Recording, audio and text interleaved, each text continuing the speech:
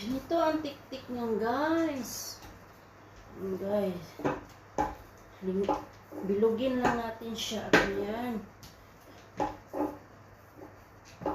Ayan. Huwag masyadong malaki. Ayan. So, lagyan natin ng karne. Yan yun. Ayan. Ganyan ang ano dyan.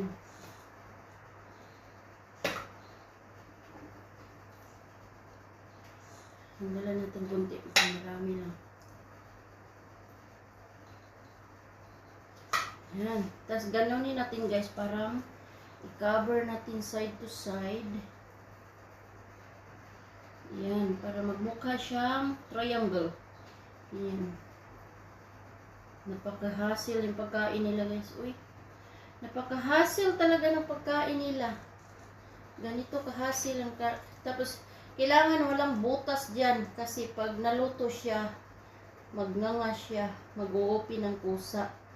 Ganyan siya guys. So ilalagay natin dito. Lagyan ko na yan ng oil.